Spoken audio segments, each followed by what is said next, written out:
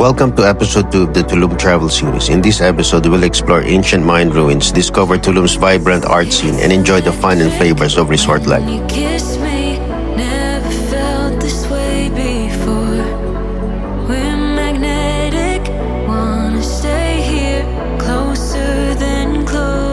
In our last episode, we settled into our all-inclusive resort, the Bahia Principe Luxury Akumal, and enjoyed our first day in paradise. If you missed it, you'll find the link to episode 1 in the description below. We started day 2 with breakfast at Katok Restaurantista, just steps away from our suite. With its open views and buffet-style spread, it was the perfect place to enjoy a relaxed morning meal. After breakfast, we stepped outside the resort and hired a Colectivo, a shared van that's a popular and affordable way to travel locally. Our destination, the Tulum Ruins. The ruins are located inside Tulum National Park.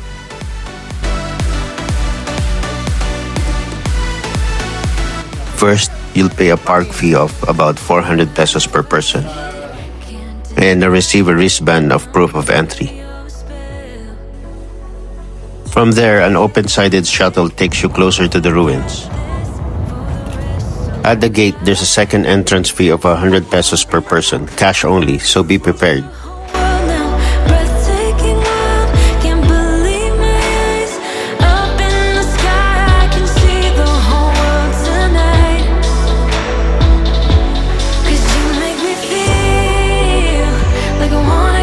Tulum was one of the last great cities built by the Mayans, thriving between the 13th and 15th centuries. This fortified seaport was an important hub for trade, perched dramatically on the limestone cliffs above the turquoise Caribbean Sea.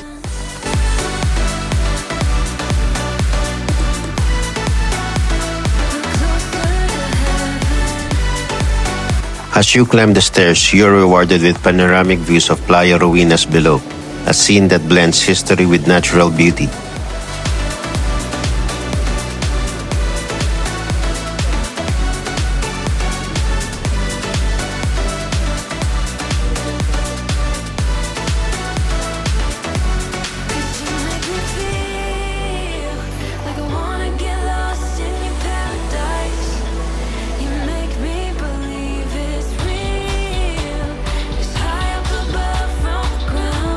On the way out, you'll pass a variety of souvenir shops, perfect for picking up handmade crafts or mementos of your visit.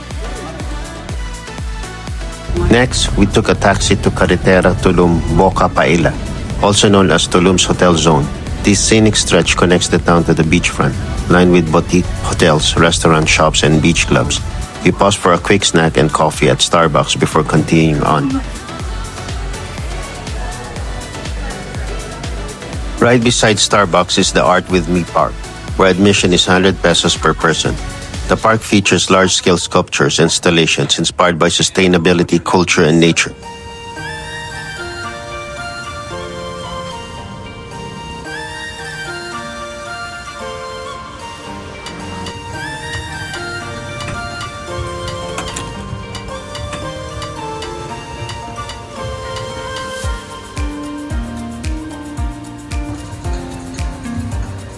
Its famous piece, Venaluz, or Come Into the Light, is a towering wooden sculpture of a woman opening her chest to reveal lush greenery inside.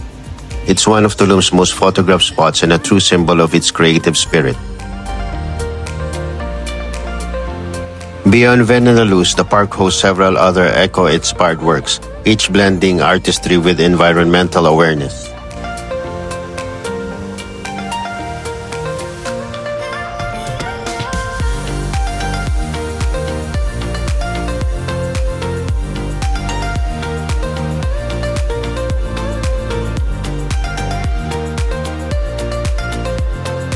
Back at Bahia Principe Akumal, we enjoyed a special dinner at Ku'uk Gourmet Restaurant.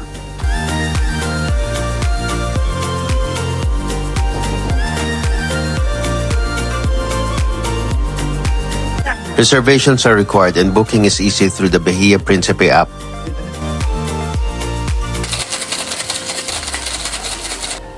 The experience offered fine dining in an intimate setting, an evening to remember.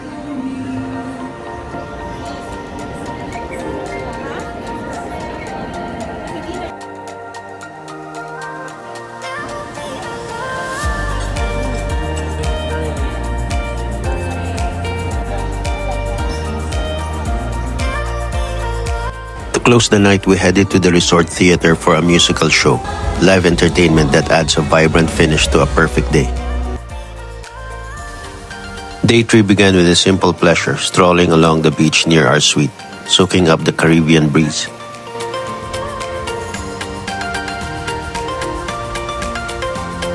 The Akumal Resort has plenty of entertainment, including arcade games and billiards. After a few rounds, we relaxed with a coffee at the resort cafe.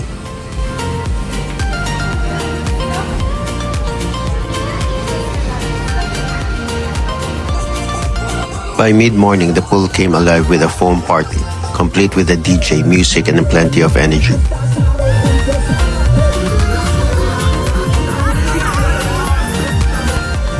Lunch followed right by the pool, with hamburgers, hot dogs, and grilled favorites served fresh.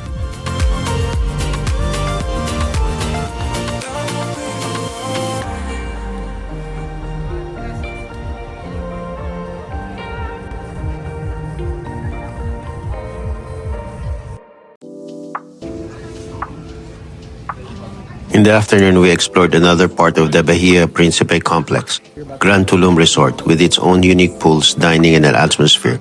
It offered yet another perspective of Riviera Maya hospitality.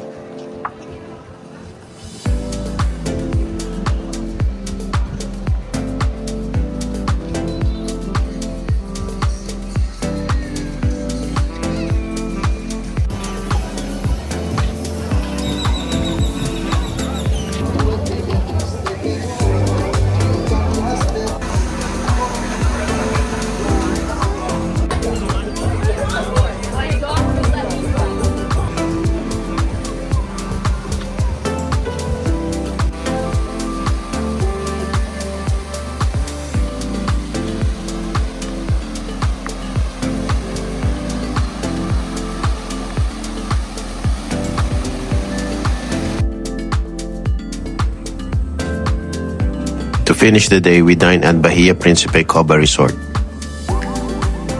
Just like the night before, reservations were made through the resort app, a convenient way to enjoy dining across the entire complex.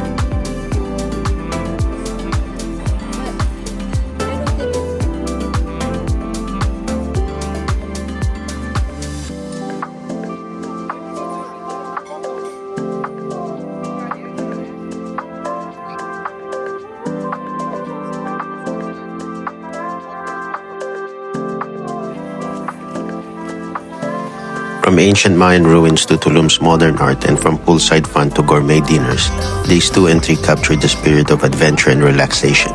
Join me in the next episode as we dive into a crystal clear cenotes and flavors of local cuisine. Don't forget to like, share, and subscribe, because every step leads to the greatest destination. Thanks for watching.